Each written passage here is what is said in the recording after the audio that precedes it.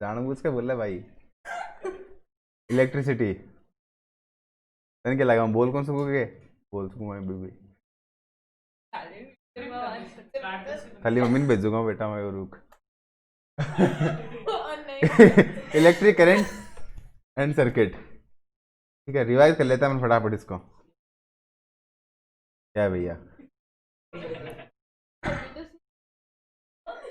आई क्या है? नहीं, आई है क्या? करंट। क्यू पॉइंट ही तो है। आई क्या है? कोई खास बात नहीं, कोई को देखा आपने वीडियो? क्यू क्या है? चार्ज, हाँ बिल्कुल सही बात है, कुलाम। चार्ज किस में होता है? सी ओ यू। हाथ धीरे काम करे की करा। चार्ज किस में होता है? कुलाम में।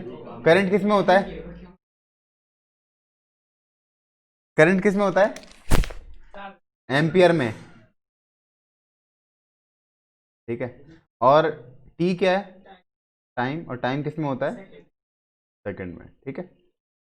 इसके बाद में अपन ने एक और फॉर्मूला डिस्कस किया था, V equal to W upon Q. Q T A. V equal to W upon Q. इसमें V क्या है? Potential difference. और पोटेंशियल डिफरेंस किस में होता है? वोल्ट में। Equal to W upon Q. W कौन है? वर्क। वर्क किस में होता है? जूल में। और वर्क और एनर्जी अगर एक ही हाँ, अगर आ जाए वर्क की जगह एनर्जी, तो वो एक ही बात है। JOQLE। जूल में। और क्यू क्या है? चार्ज। और चार्ज किस में होता है? गुलाम में। ठीक है। अब इसके बाद में देखो, इसके बाद में अपने पास है ओमला, ओम्स लो। सर्किट डायग्राम अपन ने कर लिया था। सर्किट डायग्राम, ये सारे सर्किट डायग्राम समझ गए थे। एमीटर क्या होता है, वोल्ट मीटर क्या होता है। एमीटर कहाँ लगता है? सीरीज में। मतलब ये वायर पूरा ऐसे लग जाएगा, बैटरी। और वोल्ट मीटर कैसे लगेगा?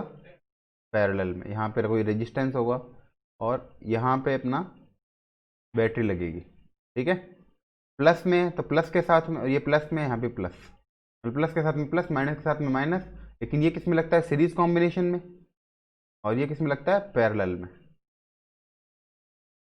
अब ओम्स लॉ। ओम्स लॉ बहुत इंपॉर्टेंट है, मतलब तुम्हारे लेवल के लिए। ओम्स लॉ में क्या है कि जैसे कोई सर्किट है, इलेक्ट्रिक सर्किट है। ठीक है। अब इलेक्ट्रिक सर्किट के अंदर सेल्स होते हैं। मान लो एक सेल लगा दिया, दो लगा दिए, तीन लगा दिए। तो ये सेल इस इलेक्ट्रिक सर्किट में कर क्या रहे हैं? क्या जनरेट कर रहे हैं? एनर्जी जनरेट कर रहे हैं। कोई करंट फ्लो होता है, उसके लिए क्या चाहिए? करंट फ्लो होने के लिए क्या चाहिए? Potential difference. इलेक्ट्रॉन चाहिए। इलेक्ट्रॉन मान लो जितना पोटेंशियल डिफरेंस यहाँ पर है, जितना पोटेंशियल यहाँ पर है 5 वोल्ट, उतना ही पोटेंशियल यहाँ पर है, तब एक करंट फ्लो होगा क्या? इलेक्ट्रॉन तो अभी भी है। तो करंट फ्लो होने के लिए क्या चाहिए? और पोटेंशियल डिफरेंस एक वायर में कौन क्रिएट करता है? Battery, cell. ठीक है ना। तो एक सेल है, तब कुछ ना कुछ पोटेंशियल डिफरेंस होगा। दो सेल हैं तो क्या होगा? पोटेंशियल डिफरेंस बढ़ेगा। जैसे एक छोटी बैटरी होती है, एक पेंसिल सेल है, उस पेंसिल सेल के अंदर क्या लिखा हुआ आता है? 1.5 वोल्ट। 1.5 वोल्ट। अगर एक के नीचे अपन ने यहाँ इसका प्लस इसका माइनस, एक और पेंसिल सेल लगा दिया, तो 3 वोल्ट। 1.5 1.5। तो इसका मतलब अगर एक ही सेल है, इसकी वोल्टेज कितनी है? मतलब यहाँ पे पोटेंशियल डिफरेंस कितना क्रिएट होगा? 1.5। इसमें कितना होगा? 3। इसमें कितना होगा? 4.5। एक और लगा दे, तो कितना हो जाएगा? 6। तो ये बोल रहा है कि जैसे जैसे पोटेंशियल डिफरेंस बढ़ेगा, वैसे वैसे करंट भी बढ़ेगा। ठीक है। मतलब किसी इलेक्ट्रिक सर्किट के अंदर पोटेंशियल डिफरेंस बढ़ने के साथ साथ करंट भी बढ़ता है। मतलब potential difference is directly proportional to current. ठीक है। और potential difference V equal to क्या हो जाएगा? प्रोपोर्शनल साइन को हटाएंगे तो क्या लगेगा? कांस्टेंट के आई। और इस के का नाम क्या है? R, resistance. V equal to R I, या फिर लिख दो आई आर। और ये आर क्या है, रेजिस्टेंस। और रेजिस्टेंस होता क्या है, रेजिस्टेंस करंट के फ्लो में जो हाँ रुकावट पैदा करता है वही क्या है, रेजिस्टेंस। अब मान लो अपने पास एक वायर है, अपन 2-3 डायग्राम बनाते हैं। यहाँ पे एक वायर है, एक मान लो इससे लंबा वायर है और एक यहाँ से यहाँ तक छोटा वायर है, लेकिन उनकी मोटाई सेम है ना, उसका डायमीटर सेम है। डायमीटर मान लो उन दोनों का डायमीटर सेम है, एक तो लंबा है और एक छोटा है। एक और केस है, वही एक लंबा वायर है और इतना लंबा वायर है दूसरा भी है, लेकिन वो थोड़ा सा ब्रॉड है, थोड़ा सा उसका डायमीटर ज़्यादा है। ये मान लो D1 है और ये D2 है। इसको एरिया मान लो, ये एरिया 1 है और इसका एरिया 2 है, और इसके अंदर इसकी लेंथ है, डी तो सेम ही है, लेंथ 1 है और ये लेंथ 2 है। अब इनके बीच में क्या होते हैं, इलेक्ट्रॉन्स तो फ्लो हो रहे हैं, लेकिन इलेक्ट्रॉन फ्लो होने के लिए मान लो कि इसके एग्जांपल ले लेते हैं, सड़क के हिसाब से। सड़क है और बीच में खड्डे हैं, पॉट होल्स हैं। अब इसमें कितने खड्डे दे दिए, 6-7 खड्डे इसमें दे दिए। अब इसमें भी खड्डे कितने होंगे, वैसे इसमें भी होंगे, ठीक है। अब यहाँ से यहाँ तक इलेक्ट्रॉन जाने में, या फिर गाड़ी मान लो, अपन ने गाड़ी का एग्जांपल लिया ना, तो गाड़ी जाने में यहाँ से यहाँ ज़्यादा टाइम लगेगा या गाड़ी को यहाँ से यहाँ जाने में ज़्यादा टाइम लगेगा? नीचे वाले में ज़्यादा टाइम लगेगा, ऊपर वाले में ज़्यादा टाइम लगेगा? ऊपर वाले में ज़्यादा टाइम लगेगा। इसका मतलब ऊपर वाले में पॉट होल ज़्यादा है, इसलिए ज़्यादा टाइम लगा है। इसका मतलब क्या कह सकते हैं कि अगर लेंथ ज़्यादा है तो रेजिस्टेंस ज़्यादा है, ठीक है ना। तो resistance is proportional to length. पहली चीज़ क्या हो गई, resistance is proportional to length, ये एक चीज़ हो गई। अब इसके अंदर पॉट होल्स यहाँ पे भी उतने हैं और इसमें भी उतना ही है। अब बताओ यहाँ से यहाँ गाड़ी जाने में ज़्यादा टाइम लगेगा, इसमें ज़्यादा टाइम लगेगा, दोनों में सेम टाइम लगेगा? सेम टाइम लगेगा। मतलब नीचे वाले में कम लगेगा, ऊपर वाले में कम लगेगा? यहाँ से गाड़ी लेके जानी है यहाँ तक, ठीक है, एक पतली रोड है और एक चौड़ी रोड है, तो किस में ज़्यादा टाइम लगेगा? ऊपर वाले में ज़्यादा टाइम लगेगा ना, नीचे वाले में कम टाइम लगेगा। गाड़ी कहीं से आ जाएगी यहाँ से, हाँ रेजिस्टेंस सेम है ना दोनों के अंदर। अगर रेजिस्टेंस सेम है, अगर रुकावट सेम है और एक का डायमीटर ज़्यादा है, एक का डायमीटर कम है, एक तो चौड़ी रोड है और एक पतली रोड है, तो पतली रोड में ज़्यादा टाइम लगेगा जाने में। और मतलब जैसे जैसे डायमीटर बढ़ेगा, जैसे जैसे एरिया बढ़ेगा, वैसे वैसे रेजिस्टेंस कम होगा, ठीक है ना, समझ गए। तो रेजिस्टेंस, इसका मतलब जो एरिया है वो बढ़ेगा तो रेजिस्टेंस कम होगा, उल्टा चल रहा है सिस्टम। इसका मतलब आर प्रोपोर्शनल है 1/A के, ठीक है। अगर एरिया बढ़ रहा है तो रेजिस्टेंस कम हो रहा है, एरिया कम हो रहा है तो रेजिस्टेंस बढ़ रहा है। जैसे मान लो एक बहुत पतला सा तार है, उसके अंदर अगर अपन करंट फ्लो करेंगे तो तार गर्म होकर टूट जाएगा, और एक मोटा तार है उसमें आप करंट फ्लो करो वो नहीं टूटेगा। तो इसका मतलब क्या है, जो मोटे तार में करंट फ्लो आराम से हो जाएगा, उसका रेजिस्टेंस कम होता है, पतले तार के अंदर रेजिस्टेंस ज़्यादा होता है। तो resistance is inversely proportional to area. पहली चीज़ क्या हो गई, R is proportional to L. दूसरी चीज़ हो गई R is proportional to 1/A। इन दोनों को मिला के क्या लिख सकते हैं, are is proportional to L/A। और जब प्रोपोर्शनल साइन को हटाएंगे तो एक कांस्टेंट लग जाएगा, R is proportional to, R equal to कोई के लग जाएगा कांस्टेंट, के इंटू L/A। तो पिछली बार के किसके इक्वल था, रेजिस्टेंस के।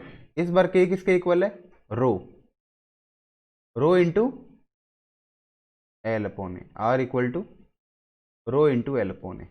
और रो क्या बताता है, रेजिस्टिविटी। रो देखो, आर क्या है, resistance, resistance of a wire. और ये किसने बताया था, ओम ने, ओम ने इसके बारे में बताया था। इसका रेजिस्टेंस का यूनिट भी क्या है, ओम ही है। ओम, ओम कैसे लिखते हैं, ऐसे लिखो, पाई जैसा सही है, मतलब थोड़ा सा पाई तो क्या है, अलग है। ऐसे करो, फिर एक, कैसे समझाएं, समझ गए, ऐसे ही है, ठीक है।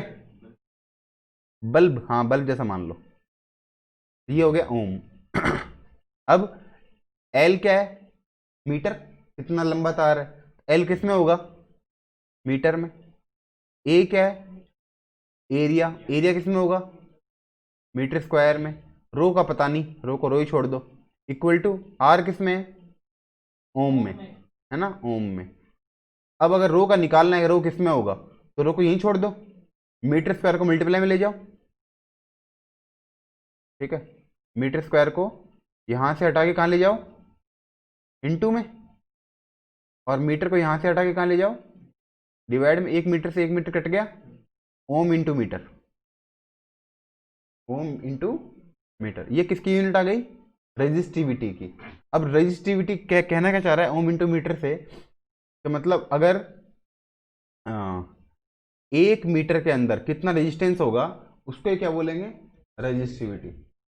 किसी भी मटेरियल पे डिपेंड करता है, रेजिस्टिविटी किस पे डिपेंड नहीं करता, मतलब कितनी लेंथ है या कितना एरिया है या कितना टेम्परेचर है, उन चीज़ों पर रेजिस्टिविटी डिपेंड नहीं करती है। रेजिस्टिविटी फिक्स होती है, हर मेटल की रेजिस्टिविटी फिक्स होती है, और वो किस पे डिपेंड करती है, सिर्फ मेटल पे ही, कि मेटल कौन सा है। अगर गोल्ड है तो उसकी रेजिस्टिविटी कुछ और होगी, सिल्वर की कुछ और होगी, है ना। तो सबसे कम रेजिस्टिविटी किसकी होती है, सिल्वर की। सबसे कम रेजिस्टिविटी होती है सिल्वर की, इसका मतलब सबसे ज़्यादा कंडक्टिविटी इसकी होती है। रेजिस्टिविटी और कंडक्टिविटी एक दूसरे के उल्टे हैं। मतलब अगर अपन से अपने से ये बोला जाए सबसे अच्छा कंडक्टर कौन सा है, सिल्वर, इसका मतलब उसकी रेजिस्टिविटी सबसे कम है। और सिल्वर के बाद में किसका नंबर आता है, कॉपर का, तो उसकी रेजिस्टिविटी सेकंड नंबर पे सबसे कम है, कॉपर के बाद में एल्यूमिनियम, ठीक है। तो सबसे अच्छा कंडक्टर अगर सिल्वर है, तो सिल्वर का यूज क्यों नहीं करते कंडक्टर के लिए, महंगा है। अगर सिल्वर के तार बनाएंगे तो एक ही दिन दिखेंगे, है ना, अगले दिन मेरे जैसा कोई आ जाएगा। कॉपर के वायर भी पहले दिखते थे, जब मैं पढ़ता था ना, तो उसमें ये सवाल आता था कि कॉपर के वायर बहुत मतलब दिखते हैं, ज़्यादा दिखते हैं, ये इसके तो बिल्कुल नहीं दिखते, इसके ज़्यादा दिखते थे, अब इसके भी नहीं दिखते, अब एल्यूमिनियम के ज़्यादा दिखते हैं, पहले कॉपर वायर ज़्यादा दिखते थे।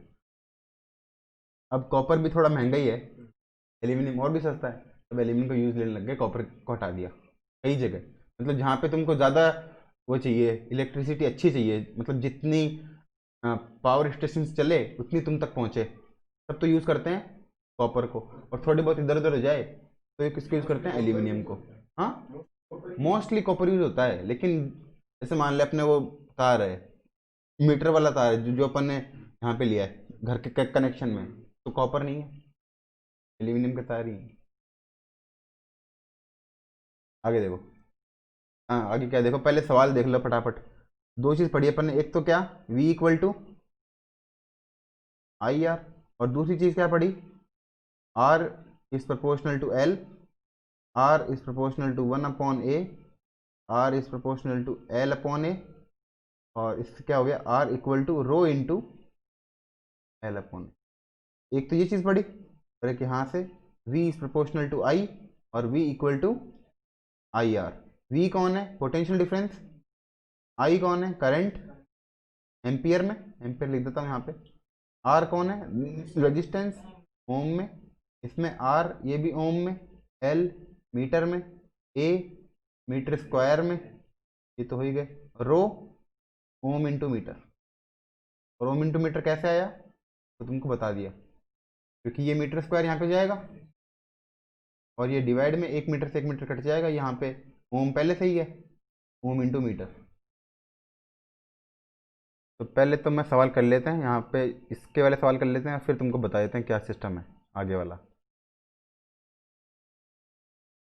ये तुम्हारे, एक सेकंड, एक चीज़ ये रह गई अपने से, ये डायग्राम क्या, ये वाला, ये पेपर में बहुत बार आता है एक्चुअली। तुमको क्या बताया था मैंने, जैसे मान लो V है और V प्रोपोर्शनल है I के, जैसे जैसे V बढ़ेगा वैसे वैसे I बढ़ेगा। अपन ने क्या लिया था, एक बैटरी 1.5, फिर 3, फिर 4.5, फिर 6। तो यही काम यहाँ पे किया है इसने। पहले से क्या ले लिया, 1.5, इसने तो कुछ और ही लिया है, यहाँ पे लिया है ना, कहाँ पे लिया है। चलो इसको इग्नोर कर दो, अपने डायग्राम में बना लेते हैं अपन। तो ये डायग्राम बना लिया। सबसे पहले 1.5, फिर यहाँ पे 3, फिर 4.5 और फिर 6। इस तरफ ले लिया वोल्टेज V और इस तरफ ले लिया I। अब बताओ, अगर अपने पास मान लो 1.5 है और करंट फ्लो हो रही है इन केस 0.1, ठीक है, तो 1.5 पे कितनी करंट फ्लो हो रही है, 0.1। तो 3 पे कितनी होनी चाहिए, 0.2, ये हो गया 0.2। फिर 4.5 पे 0.3, 0.3 और 6 पे 0.4, ठीक है। और जनरली ना इसको V को मैंने X पे लिया है, तो V को X पे लेते नहीं है, V को किस पे लेते हैं, Y पे, क्योंकि R का जो फॉर्मूला आएगा वो क्या आएगा, V अपॉन I। अगर V इक्वल टू आई आ रहा है तो R इक्वल टू क्या आएगा, V अपॉन I। और जनरली स्लोप क्या होता है, मतलब जब भी अपन अपॉन में लिखते हैं तो Y अपॉन X लिखते हैं स्लोप के अंदर, इसलिए Y को लेते हैं V पे और X को लेते हैं I तो X लेते हैं और V ये लेते हैं Y पे लेते हैं। लेकिन कोई फर्क नहीं पड़ता, अपने को करना वही है, V अपॉन I करना है रेजिस्टेंस निकालने के लिए। तो 1.5 को 0.1 से डिवाइड कर दें, तो 1.5 डिवाइड 0.1, पॉइंट से पॉइंट कट गया, कितना आ गया, 15 ओम। यहाँ भी 15 ओम ही आएगा, यहाँ भी 15 ओम ही आएगा, यहाँ भी 15 ओम ही आएगा, सब में कितना आएगा, 15 ओम। ये क्या बता रहा है, ये तो लीनियर ग्राफ है, लीनियर ग्राफ है तो स्ट्रेट लाइन बनेगी, ठीक है, पहली चीज़ तो ये। और दूसरी चीज़ कि जैसे जैसे V बढ़ेगा वैसे वैसे I बढ़ेगा, इसको अपन ने ड्रॉ भी कर लिया। और साथ साथ V अपॉन I क्या आएगा, R, जो कि कांस्टेंट है। थोड़ी बहुत वैल्यू चेंज हो सकती है, मान लो 15 आ गया, 16 आ गया, 14 आ गया, है ना, ऐसे 15.5 आ गया, लेकिन अप्रॉक्सीमेट सबको मिला के कितना आएगा, लगभग लगभग 15 के आसपास ही आएगा इस डायग्राम से। बाकी क्वेश्चन क्वेश्चन पे डिपेंड करता है। अब थोड़े बहुत सवाल कर ले, ये हो गया, ये हो गया, रो इंटू एल अपॉन, ये क्या है, कंडक्टर्स, रजिस्टिविटी दे रखी है ओम इंटू मीटर के अंदर। तो सबसे कम किसकी है, सिल्वर की, बाद में कॉपर की, बाद में एल्यूमिनियम की। ये रजिस्टिविटी बढ़ रही है, ठीक है, पहले 10 की पावर -8 है, फिर धीरे धीरे जाके 10 की पावर -6 पे आ गई, 6 पे आ गई, फिर और बहुत आगे आ गई 10 की पावर 10 से 10 की पावर 14 प्लस में, ये तो माइनस की पावर है, और फिर प्लस की पावर आ गई। तो इसका मतलब अगर तुमको ये दे रखा है 10 की पावर -6 तक है, ये जो चीज़ है 1 पॉइंट समथिंग तक, 1.8 से लेकर, मतलब 1.8 10 की पावर -6 से लेकर आगे तक 10 की पावर -8 तक, इनको तो बोल देंगे कंडक्टर। फिर अपने पास है एलॉय, जिनकी वो है 10 की पावर -6 में है, ये है एलॉय। और उसके आगे अगर -6 से बहुत आगे चले गए, मतलब पावर प्लस में चले गई 10, बहुत आगे चला गया, तब वो क्या है, इंसुलेटर, इसके अंदर करंट फ्लो ही नहीं हो पाएगी, ठीक है। तो करंट फ्लो होने के लिए रेजिस्टिविटी किस में चाहिए, पावर क्या होना चाहिए उसका, 10 की पावर -8 होना चाहिए, तब चलेगा वो। माइनस इसका भी तुम इग्नोर कर दो चाहे, ये भी बहुत इंपॉर्टेंट नहीं है। तो ज़्यादा इंपॉर्टेंट कौन से हैं, ऊपर वाले 10 की पावर -8 वाले। अगर तुमसे पूछी जाए ना कि उसकी पावर कितने में आएगी, किसी कंडक्टर की पावर क्या आएगा 10 की पावर में, तो 10 की पावर किस में आएगा, -8 में आएगा। और एलॉयज में क्या आएगा, 10 की पावर -6 से -5 भी बोल सकते हो। -5 क्यों, क्योंकि इसको लिख सकते हैं 4.9 इंटू 10 की पावर -5, इसको लिख सकते हैं 4.4 इंटू 10 की पावर -5। तो -5 की कैटेगरी में कौन सा आएगा, एलॉय, और -8 की कैटेगरी में कौन आएगा, कंडक्टर।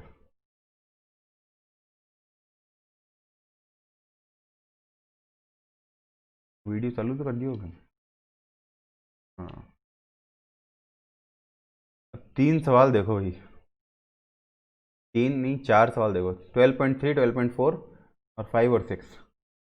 देखो सबसे पहले क्या दे रखा है, हाउ मच करंट, इसका मतलब I equal to question mark, will an electric bulb draw, क्या दे रखा है 220 वोल्ट सोर्स, इसका मतलब वोल्टेज दे दिया V equal to 220 volt, source.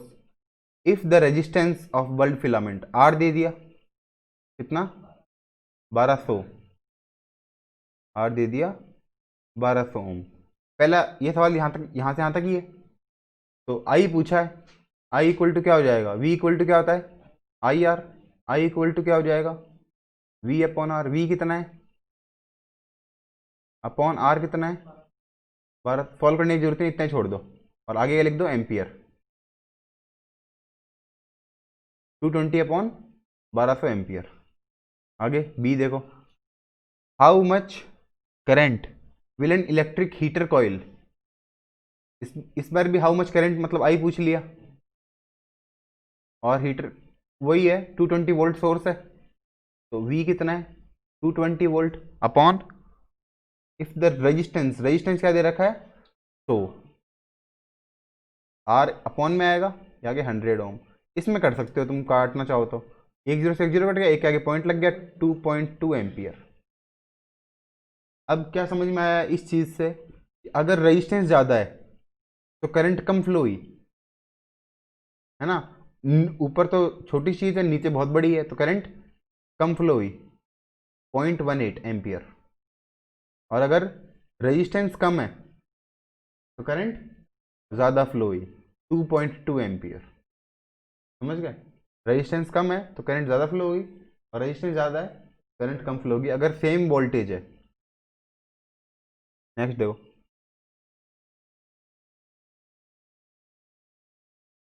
The potential difference between the terminals of electric heater. Potential difference मतलब क्या दे रखा है, V कितना दे रखा है 60 volt,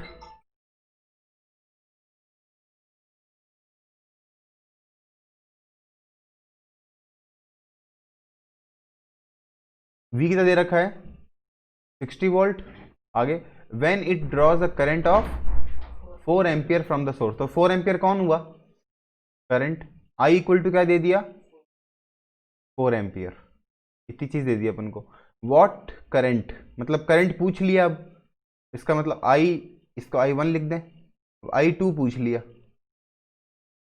I2 when the heater draw the potential difference is increased, मतलब पोटेंशियल डिफरेंस को इंक्रीज कर दिया कितने से 120, मतलब पहले पोटेंशियल डिफरेंस V1 कितना था 60, अब V2 कितना है 120, 120 इंक्रीज कर दिया, 120 इंक्रीज नहीं किया, 60 से 120 से इंक्रीज नहीं किया, 120 तक पहुंचा दिया उसको, है ना। तो पहले कितना था 60, अब कितना है 120।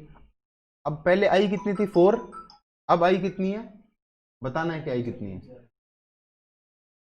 चल नेक्स्ट देख, अब इसको करेंगे, कैसे करेंगे, आई और वी की हेल्प से क्या निकाल सकते हैं, आई और वी की हेल्प से क्या निकाल सकते हैं आर। आर का फॉर्मूला क्या हो जाएगा, अरे बता, आर का फॉर्मूला क्या हो जाएगा वी अपॉन आई। अब चाहे इससे आर निकालो चाहे इससे आर निकालो, बात तो एक ही है। आर का फॉर्मूला पहले वाले से भी क्या है वी अपॉन आई, और दूसरे वाले से भी क्या है वी अपॉन आई। तो पहले वाले से लिख देते हैं V one upon I one, और दूसरे वाले से V two upon I two. इसका मतलब V one upon I one किसके इक्वल हो गया V two upon I two के। तो वी वन कितना दे रखा है 60, आई वन कितना दे रखा है 4, वी टू कितना दे रखा है 120, आई टू कितना दे रखा है फाइंड करना है। अब आई टू को यहाँ ले जाओ और 4 को यहाँ ले आओ, 60 को नीचे ले जाओ, 120 इंटू 4 अपॉन 60, 60 से 120 कट गया 2 बार, और 4 दूनी 8, आई टू कितना आ गया 8। इसने ओम निकाला है, आर निकाला है, इसने निकालने की जरूरत थी नहीं, आर को क्या लिख दिया V one upon I one और V two upon I two, यहीं पे काम हो गया। चलो दो सवाल और देखो फटाफट। अब ये बढ़िया सवाल है, लेकिन क्या कर सकते हैं, करना तो पड़ेगा। Resistance, resistance of a metal wire of length दे रखा है 1 मीटर, तो L इक्वल टू क्या हो गया, अब L वाला फॉर्मूला, इसका मतलब कौन सा फॉर्मूला लगेगा R equal to rho into L upon A, ये फॉर्मूला लगेगा क्योंकि L के बारे में बात आ गई। इज 26 ओम, इसका आर कितना हो गया, ये हो गया 26 ओम इक्वल टू, इसमें 20 डिग्री दे रखा है, ये कोई काम नहीं आ रहा, इसकी कोई ज़रूरत भी नहीं है। If the diameter of wire, इस बार डायमीटर दे, तो डायमीटर क्या काम आएगा, एरिया निकालने के लिए। एरिया का फॉर्मूला क्या होता है, पाई आर स्क्वायर। तो A equal to pi 3.14 into R कितना है 0.3 का हाफ कितना हो गया 0.15, तो पाई 0.15 इंटू 0.15।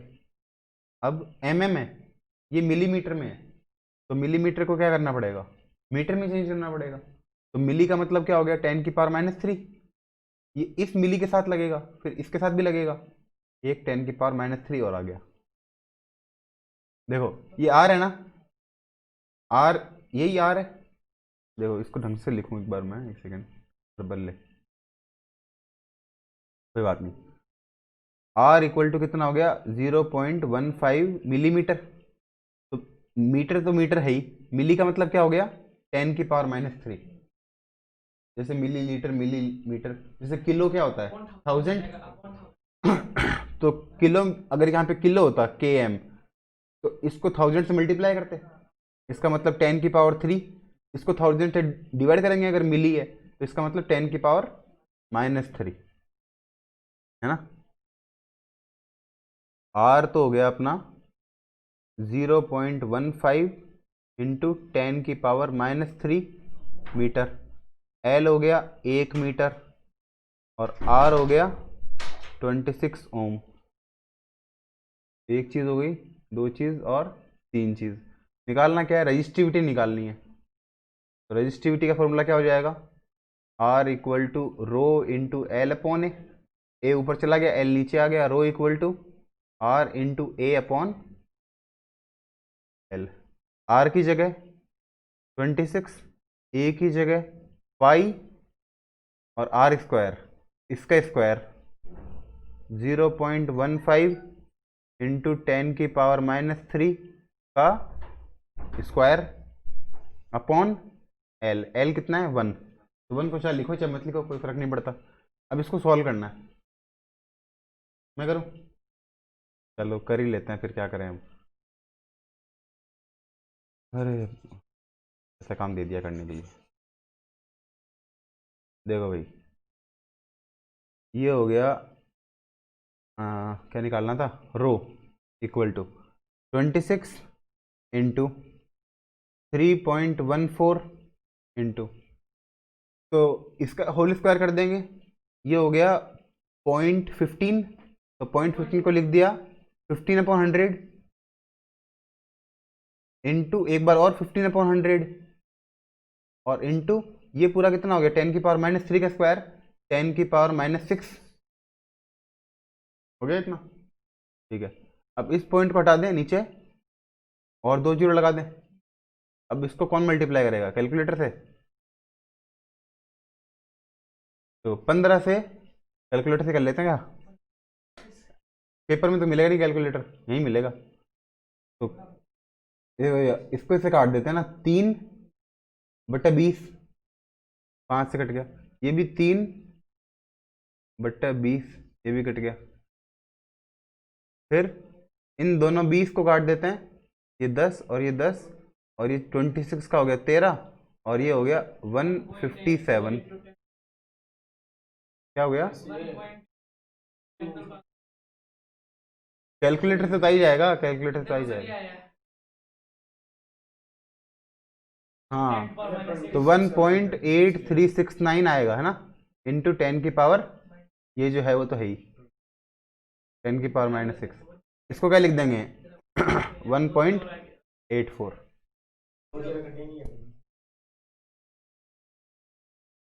ठीक है चलो, लास्ट सवाल देखो आज का।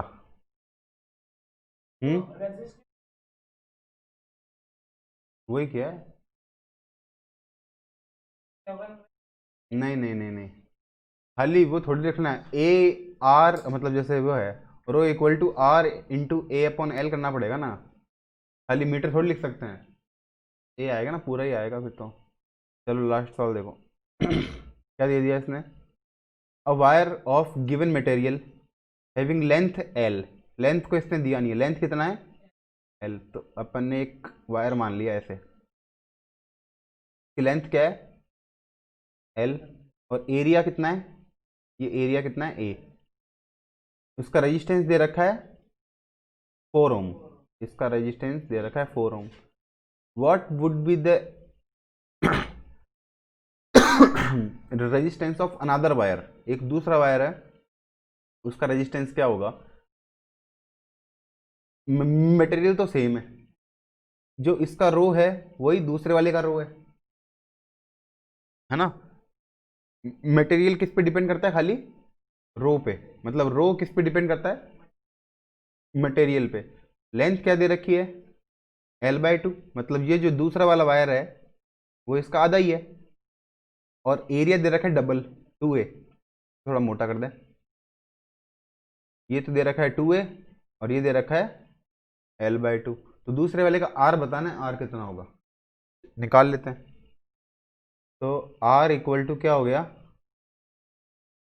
रेजिस्टेंस कम होगी नीचे वाले की और 4 गुना कम होगी, मतलब देख L भी कम हो गया और A भी बढ़ गया, देख लेते हैं अभी, rho into R equal to क्या होता है, रो इंटू L/A, तो इससे ये हो गया R1 मान लो, और ये L1 और ये A1, इससे क्या करें, ये दे रखा है अपने को 4 ओम, फिर अपने को क्या करना है, पहले रो की वैल्यू निकालने है, देखो रो दोनों में सेम है, रो की वैल्यू दोनों में सेम है, एल और ए सब में अलग अलग है, आर भी अलग है, रो और एल ये सब भी अलग है, लेकिन रो की वैल्यू सेम है, तो जो सेम है उसकी फॉर्म में निकाल लेते हैं दोनों को। रो की वैल्यू क्या आ जाएगी पहले वाले से, R1 into A1 upon L1, रो की वैल्यू दूसरे में भी सेम है, दूसरे के लिए क्या लिख देंगे R2 A2 अपॉन L2, ये फॉर्मूला आ गया रो की फॉर्म में, क्योंकि रो दोनों में सेम है, तो जो सेम है उसके हिसाब से फॉर्मूला बना लेते हैं। जैसे एक सवाल और था ऊपर वाला, उसमें R सेम था, R के हिसाब से फॉर्मूला बन गया, इसमें रो के हिसाब से फॉर्मूला बन गया। अब बताओ R1 कितना है 4, A1 कितना है, A1 तो A ही है, और L1 कितना है, L1 भी L ही है, इक्वल टू R2 निकालना है, R2 A2 कितना है 2A, और L2 कितना है L/2, तो L/2 का 2 ऊपर चला गया, अगर अपॉन में 2 है तो वो 2 ऊपर चला जाएगा, L से L कट गया, A से A कट गया, 2 2 जा 4 से 4 कट गया, 1 आ गया यहाँ पे, R2 की वैल्यू क्या आ गई 1, ये R2 इक्वल टू 1 ओम। ठीक है, इतना ही करेंगे।